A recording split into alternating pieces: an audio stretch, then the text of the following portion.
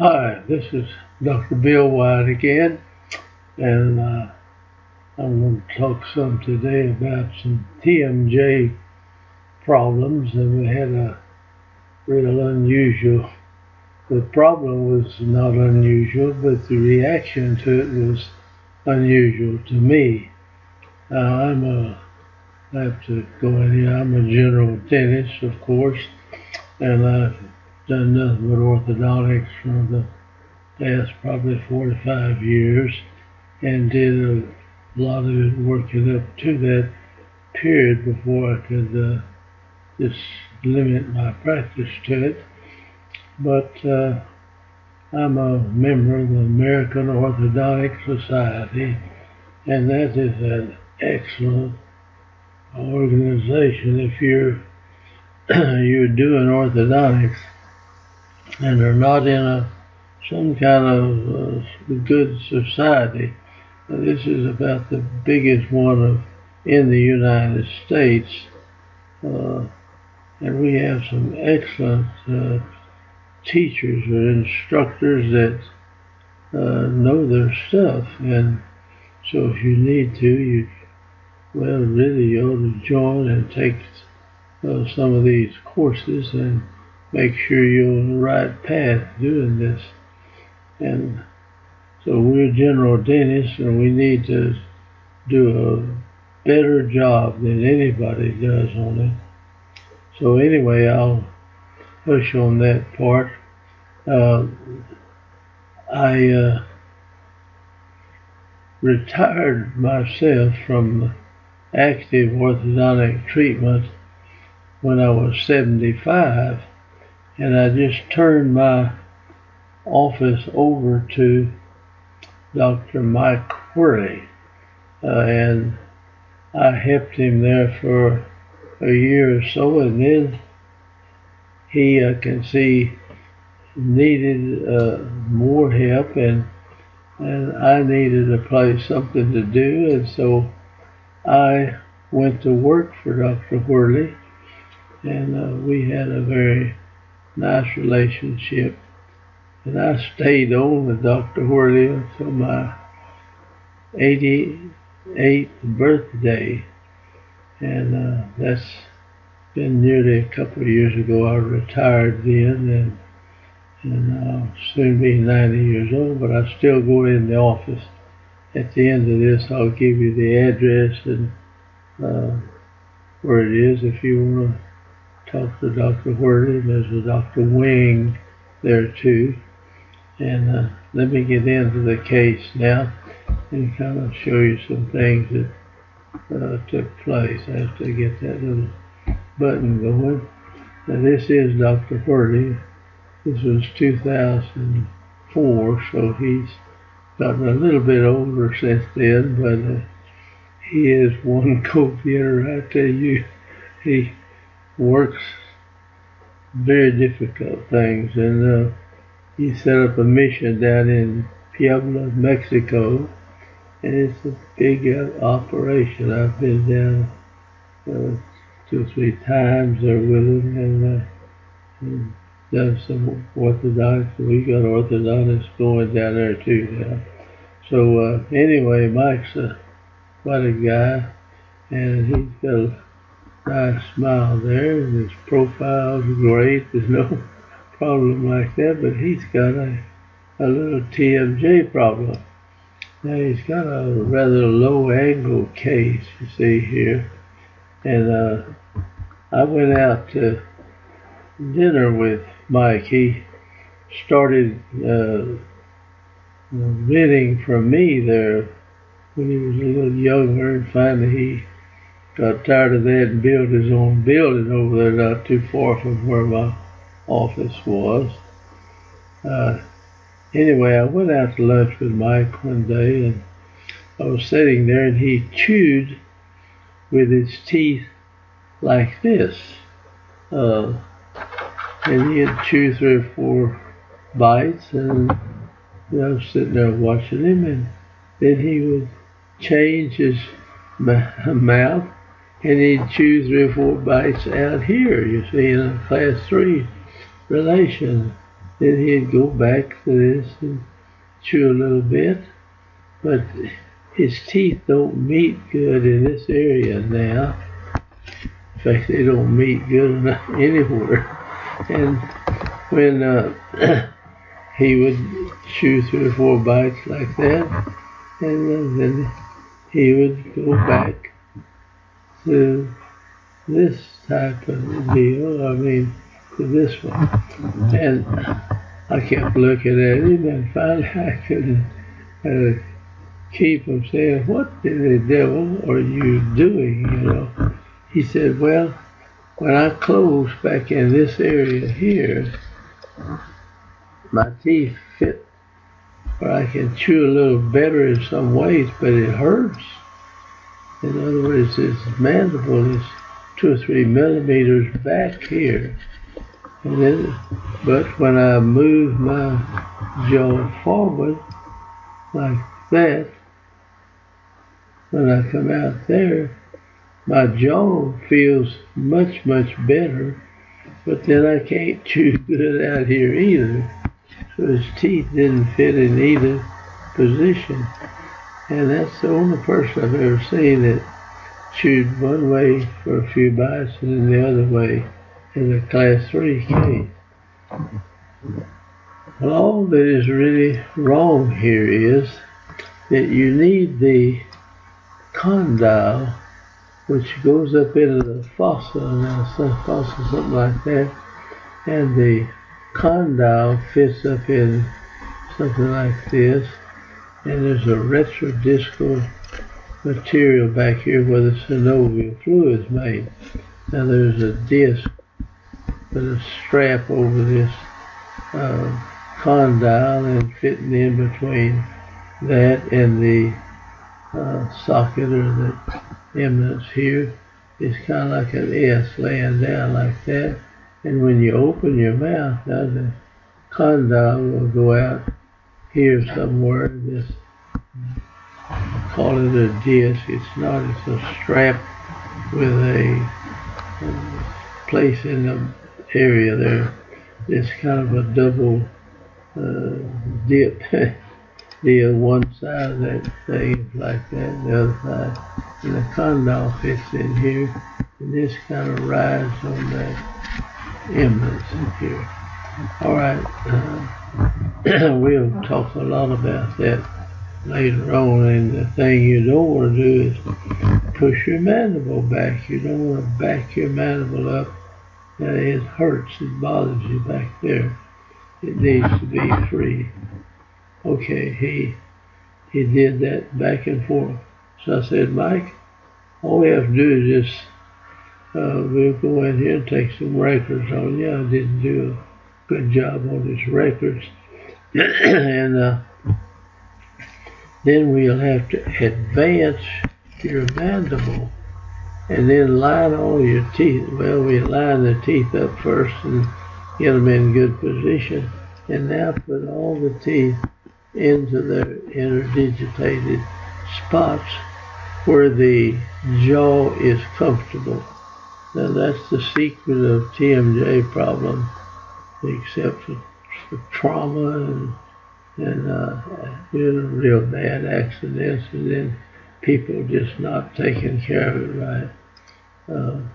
So we've been treating people for years with a TMJ problem. I just worked with Charlie Holt, another good dentist there, that just finally went into nothing but TMJ work. And I worked with him for a lot of times, working on, he would get the people in with the problems and get them comfortable on the splint.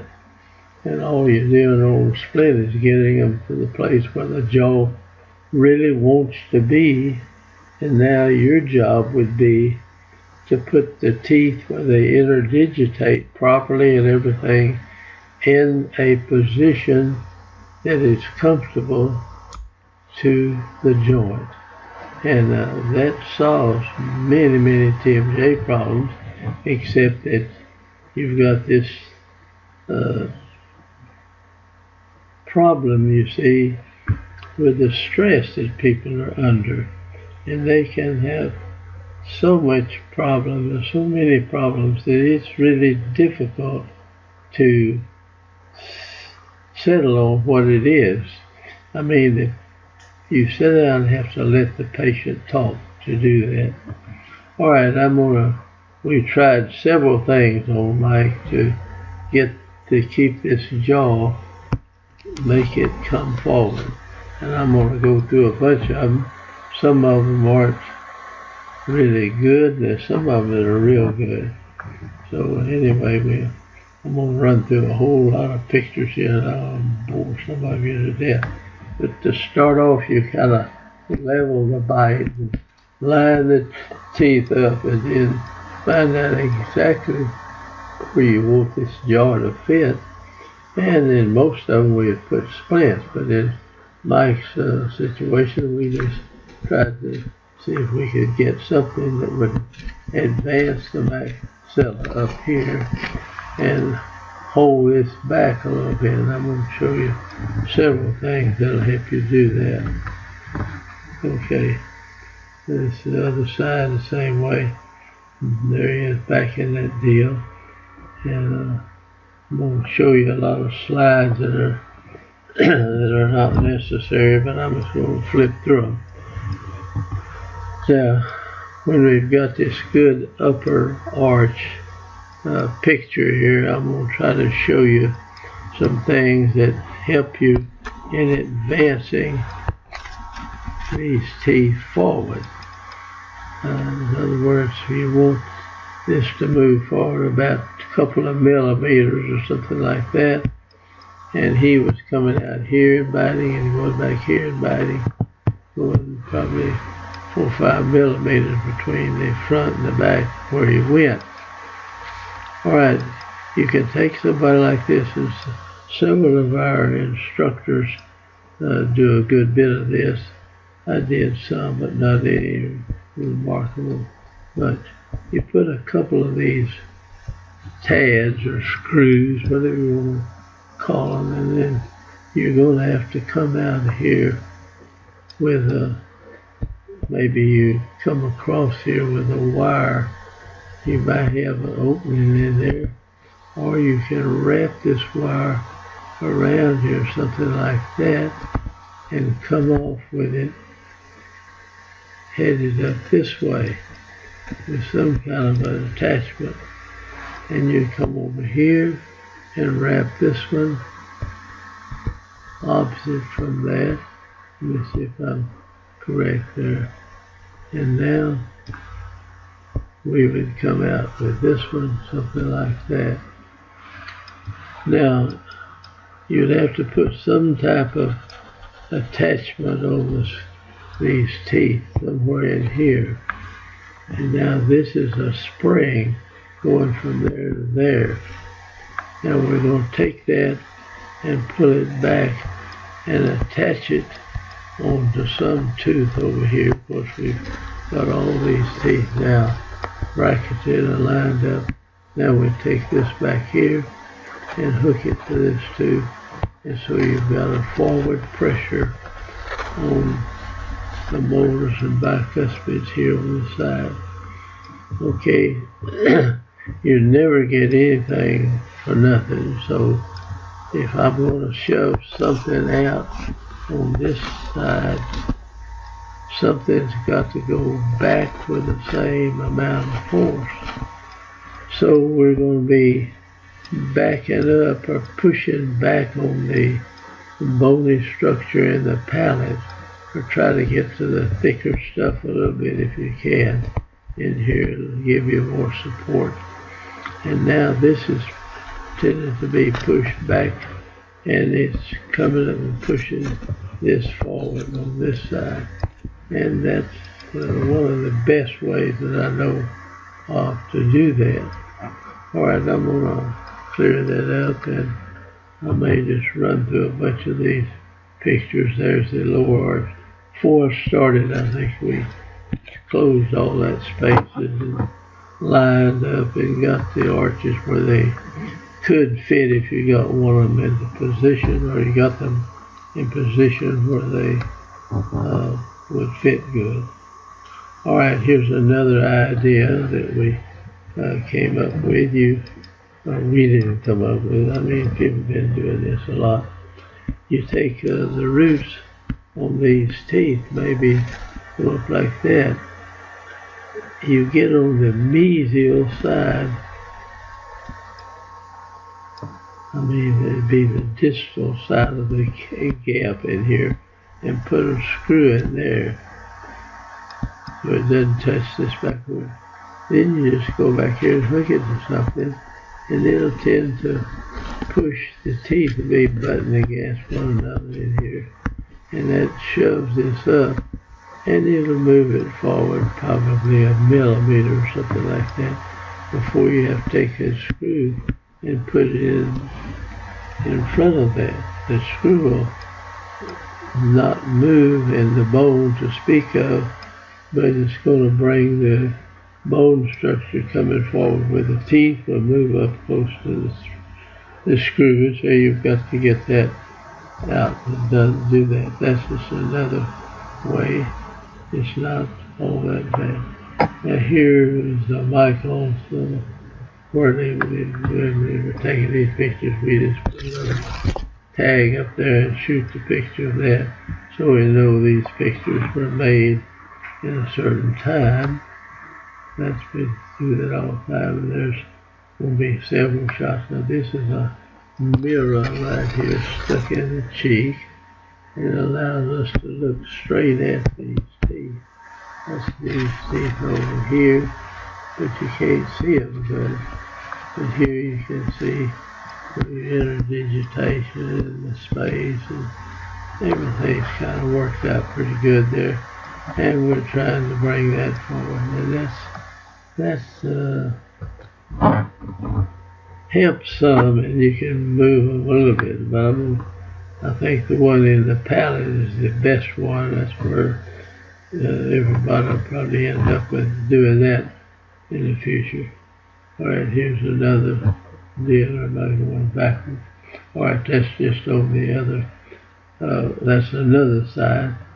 Now this is a different kind of deal. Now we took a screw and went into the, I think it's the zygomatic arch up here, but the tissue is real heavy in this area, and it's not good to get through there. You take an electrosurgeon, cut the tissue off of the bone and go in the bone a little bit, and then take a screw to go way in there.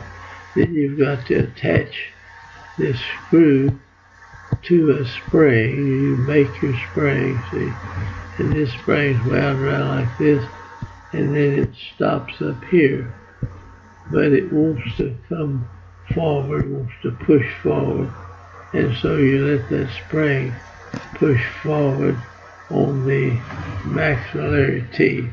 Here you can see it better. This is wound around like this, and then it's sticking out. Well, it's sticking out over here now, and so we have to activate this spring and hook it in there, and it's pushing this way. Now you don't want to go too far, it'll try to pull the tooth up that way, but you have to come back every few weeks and change that, so that's, that tooth is trying to go in that direction, and it'll move the teeth if you do.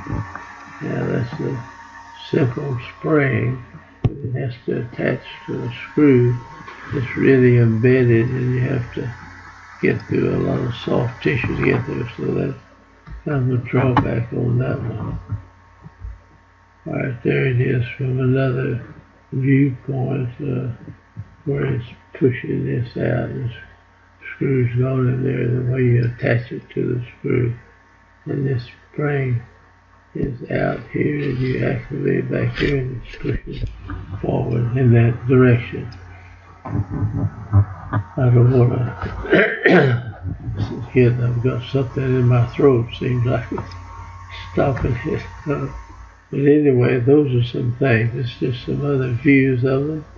And now this is going to go back to 2005. Before we could do all this, we had to come in and level the arches.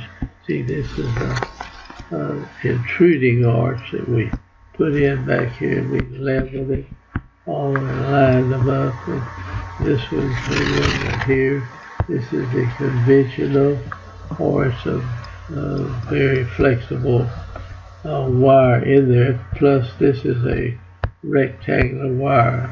I use the 018 brackets at 18 thousandths, and so this arch wire, the brackets have an 18 thousandth slot in them, you know, where the bracket slot, something like that. This would be 18 thousandths. So we build these wires out of 17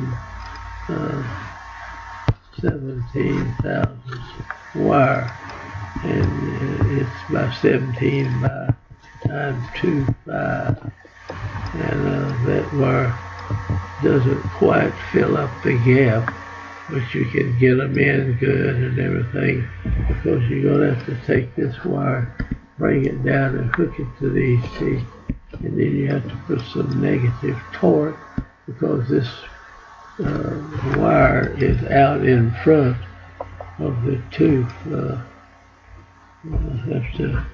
I'm going to explain a lot of stuff here that most of you won't need, but then a lot of people do need it. I'm going to just make a little white sheet here.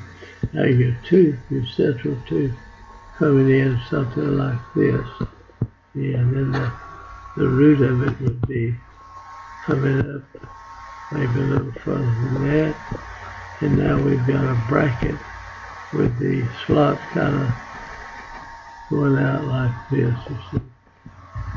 Now we take this wire that's up here somewhere, you bring it down and hook it into this tooth, and it's going to be wanting to go back up this direction. So it's going to carry the tooth back here. Now the tooth rotates to some extent from something like this, about a point somewhere in here. So you've got that much distance there that we're thinking about turning. So as this comes up here, it tends to turn this tooth out this way. Now we don't want much of that, so you don't want to do that. So you come in here on that wire, and instead of allowing this tooth to go out that way, you've got the bracket. It's here with a slot in it, something like that. And it's attached over the tooth surface. Now, we don't want this crown to go in this direction. We want it to go straight up. Well, you can't pull with that thing straight up, so you have to put some tip in this bracket itself. So we come in here and make the bracket slot, I mean the bracket, not the slot, but the wire itself is going to be, and this is just the pressure of the wire going up will tend to bring it out this way, but you want it to go this way. So here we have to come in and put some tip in that wire. In other words, we fix the wire something like this. Now you flex this wire down and put it in here. Now the wire itself is pushing like that, and that makes the roots of the tooth go up in this direction. And that looks right, but it is actually wrong. So you get mixed up on this stuff pretty easily. You don't want your wire bent that way. You would want the wire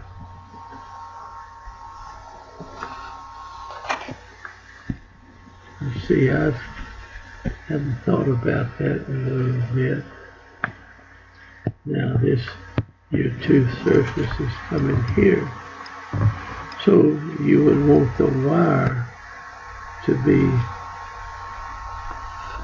have that kind of torque built into the wire. Now when I flex the wire up like this, it's tending to bring the root out this way. But as I push it up in this fashion, that motion tends to bring the root the other direction. And so you have to torque this thing so that the root of the tooth, say your tooth is down here somewhere. That's not a very good picture of the tooth. You want this tooth to go straight up in there, so you put a counteracting bend in this. If you're out in front, it's going to make the tooth go out this way. So you put this in there, it makes the tooth want to go this way, and so you get a movement like that going up. Now this gets a little complicated in here, and I don't want to get people lost in it, but it's not that simple. Now here we're going to try to put this torque in these, push these teeth up, these teeth down, and keep this torque that they have, or you don't want the teeth flaring out to the front or going back in too far. All right, I'll get you all confused here. Now on the wire that we attach in here, this rectangular wire that we're going to hook into these brackets, we put them in the tube of the tooth. Up here I have the 3 tubes in here and 2 down here. Now this arch wire here is going around to the other side, so when we pull it down, we activate it here. That tends to kick this, make this tooth go backwards. It tends to tick it backwards. But the occlusion is tended to hold the tooth in place. But this area right here now is going to pick this up in front, and it's going to hold the angle that these teeth have while it closes. It opens this. Sorry, it'll open this up.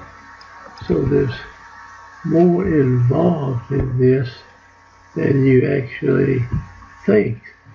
And you take on orthodontics, you got to use your head a little bit in here. So I'll talk about that more. So there's a lot taking place in here. Now we'll just close that out. Let me go back, and I hope I close that other out. So here we're opening the bites, and we're keeping the torque and tip and stuff that we've got on these teeth, particularly here. All right, I'm going to run on and showing that torque and tip is something that you need to learn, and this is not simple, everyday, ridiculous orthodontics that I see around over the country. With a lot of people, they don't know how to take their hat off sometimes that are trying to straighten the teeth, and that shouldn't be, really. Now, I'm a general dentist, and I'm glad that general dentists can do orthodontics, but you've got to learn a little bit of stuff to be able to do it. And these people that come in there and want to grab you up and have you start doing this kind of ridiculous stuff, and you don't know, and probably they don't know how to do real orthodontics.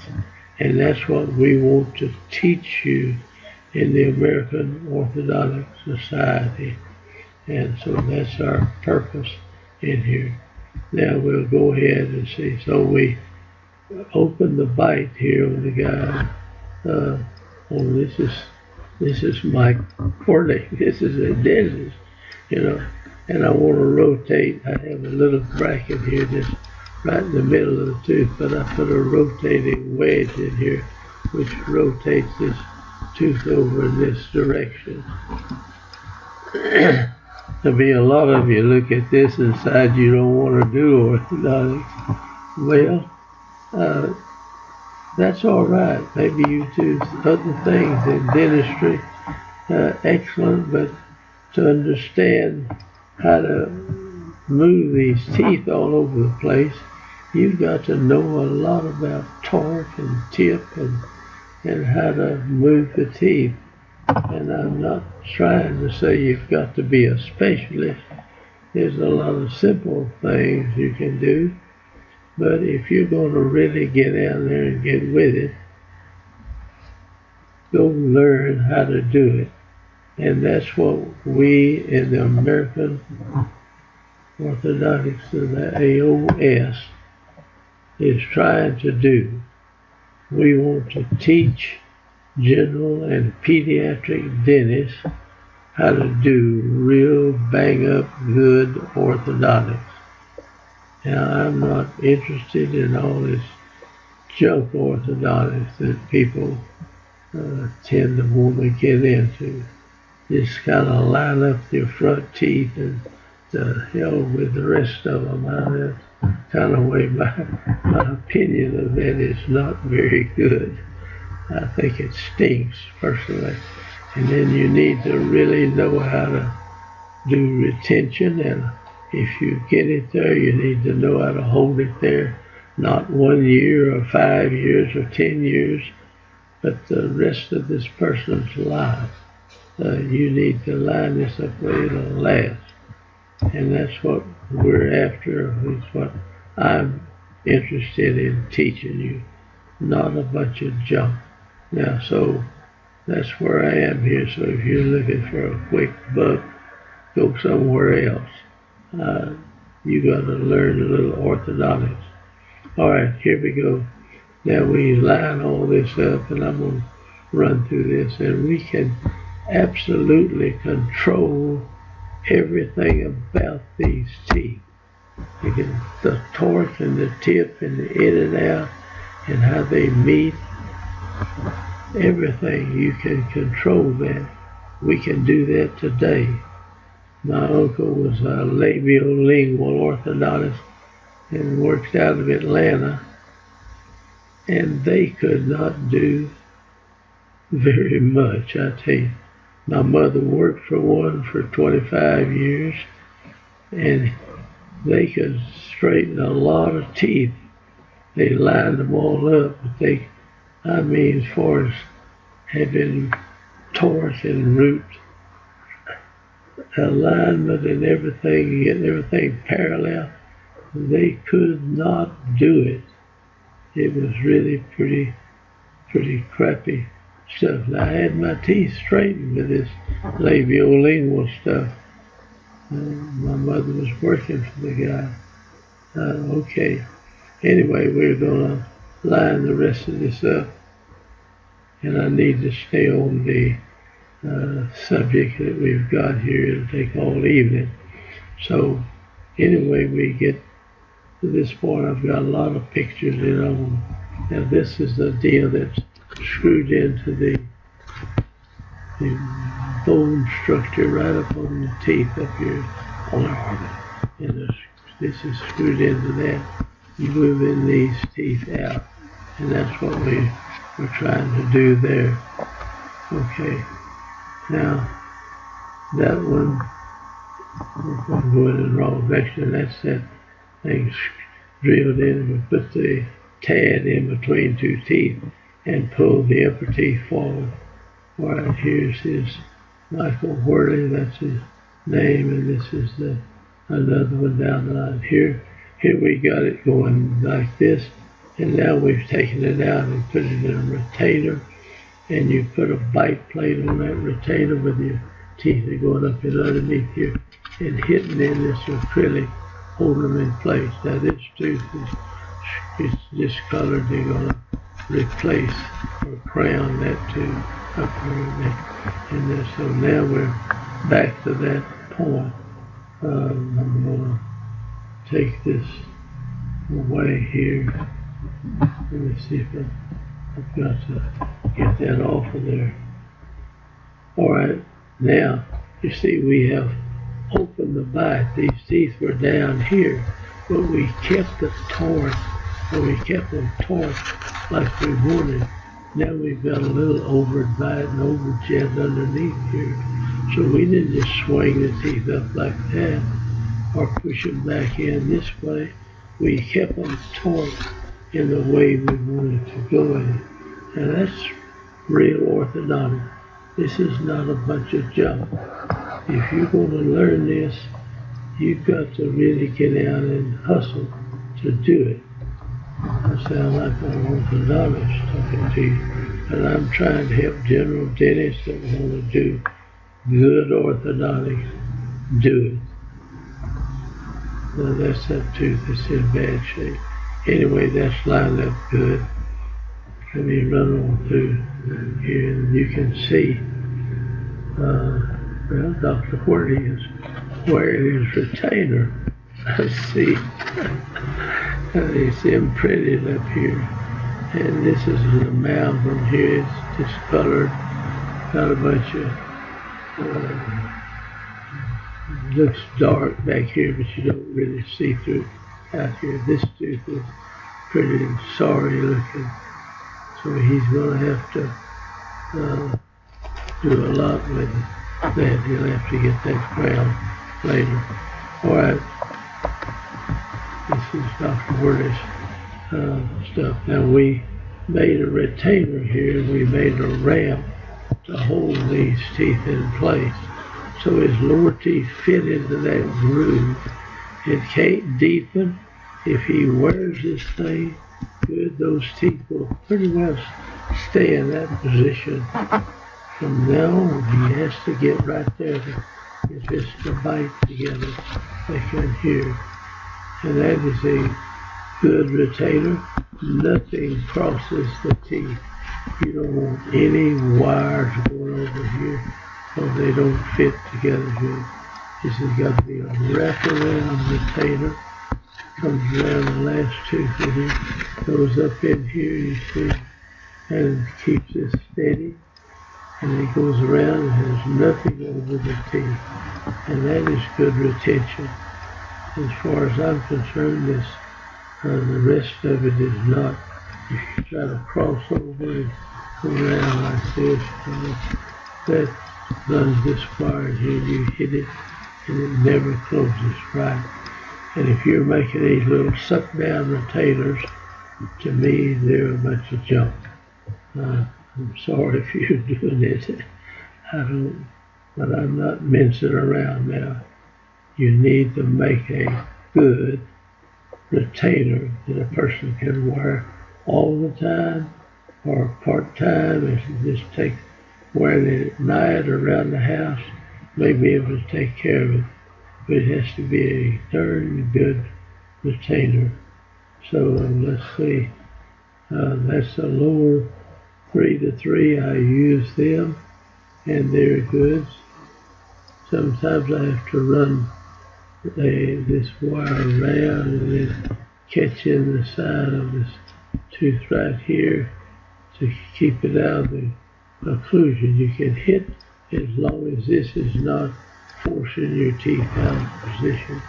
So sometimes we have to run that wire further back like that. Okay, that's the retainer we've got on. And at one time in there we even tried Invisalign, and I don't have a very kind word for Invisalign. It gets a lot of people attracted to orthodontics, so with it they wouldn't try it without. But I could go in and get people interested through Invisalign, and then I would show them how we can do so much better, quicker, and everything with getting the holter and doing something on the braces. So that's, we acted, which is not really nice. we acted like we were interested in doing this where you don't see anything. But I was interested in getting them to do some bang-up good orthodontics. And you can just do some marvelous things for people that will last their whole lifetime. And so that's what I really like. But if we do anything just to help them out, that will be okay. These little deals, they work a little bit to turn that tooth around, though. This is a difficult thing to actually change it a little bit at the time to get it to twist.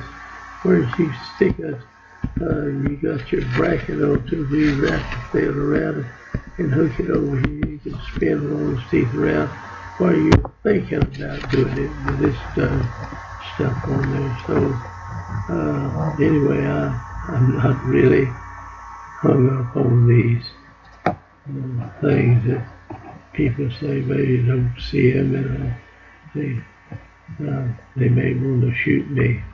But I'm getting older, it wouldn't be much loss. But do good orthodontics, and you'll never be sorry about it if you do that. All right, here's his X-rays, and what I wanted to cover one other aspect of how you can move the maxilla forward. See, he needed to bring the maxilla about 2.5 millimeters mesial so that the jaw would stay in that nice relationship and then make the teeth meet at that point. You see, what you can do, you can advance the maxillary teeth and you can retract the mandibular teeth by simply changing the tip in the tooth. Like on these lower teeth, if we want them to back up a little bit, you'd have to change, you'd have to raise this and lower this. And if you do that, then the tooth's going to line up like that, you see. And so your bracket would be lower on the back side and a little higher on but not that much, because we just want to tip these teeth very slightly to the back. And you tip all of them, not that much now, and you tip these in this direction. And you do that where your archwire is going on here, and so you have to go down on the back side of the tooth, come up. Now, your bracket slots in here, and if this fits in your bracket slot here, it would be going up in this direction. If it fits in here, it would be going in that direction. So you can bring the maxillary teeth out 1.5, say 1.5 to 2 millimeters. Now, if you do that, the crown moves in the air, and the root just moves like this part of the root would move up, but the back part of the root would move back here, and this part would move forward. That's kind of confusing to you there. Let me erase that, and I'll just draw. Let's just draw. Well, I'll just take this molar right here. If we come in here and put this type of tip in the archwire here, then the archwire is going to be this down and this up. The tooth is going to rotate somewhere. See, the root's going all the way up in here. The root is somewhere along in here. This part of the root's going to go distal, but from here it's going to rotate, and this part will go mesial. And you can advance the maxillary teeth about 1 millimeter or 2, and you can retract the mandibular teeth about the same. This is where you line these up this way and these up this way, and you gain forward movement of the maxillary teeth, and that's all some of them want. Now, teaching a dentist how to do this is no easy matter, and it's not easy for them to teach the dentist in the orthodontic department either. In fact, many of them get out of the orthodontic department and do not know how to really torque and move these teeth around. They try to buy all kinds of gadgets to do this, but you need to know how to do it. So if you want to know it and do it right, you get in the American Orthodontic Society, and we got some teachers that either know it. If they don't know it, they better know it, you know, because we don't want to turn out any bunch of fools. We want good, qualified people that can do a good job, and that's what we're after. We're not interested in somebody getting filthy rich real quick, doing all kind of crappy orthodontics and charging them anyway. That's not what we're after in the American Orthodontic Society. Now, I've been here for quite a while talking to you, and I want to get out of this and shut up. But anyway, I think the best way to advance the maxilla is to put these tads and nothing but a dadgum screw that they charge you sometimes $60, $70, $80 per screw. And I can get some of the best darn screws in the world right up at the hardware store here that are really super good screws for nothing almost compared to that. Now these screws say, well, we're going to make them out of titanium. That's good. Stainless steel works pretty good. But you can screw them into the bone right here, and you can pull on them. You can pull on a tooth and it'll move. You pull on that screw, it just doesn't move. There's no circulation around the bone.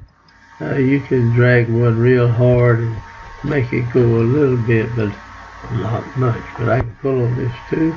I can take that darn tooth. If you had just a total gap, I can pull it right up to there if you want to. But you have to hold this one down. That's what we do with a tad. We screw it in and bond the tad to this tooth.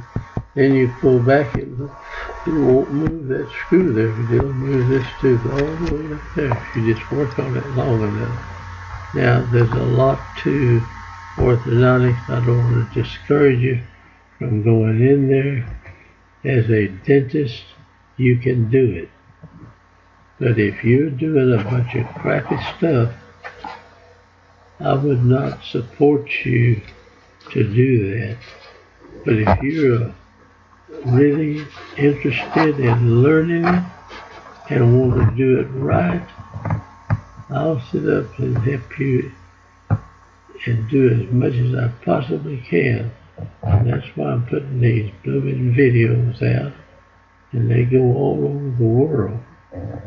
We're trying to teach dentists everywhere how to do good orthodontics. And even if you're not interested in doing it, if you know it can be done, then you as a dentist should get somebody, or at least offer it to your patient. If they don't want it, well, the heck, then that's not your problem. But if they want good stuff and you offer them a bunch of crap and sell them on it, God help you. I don't care for you if that's the way you do it. So anyway, I better shut up anyway.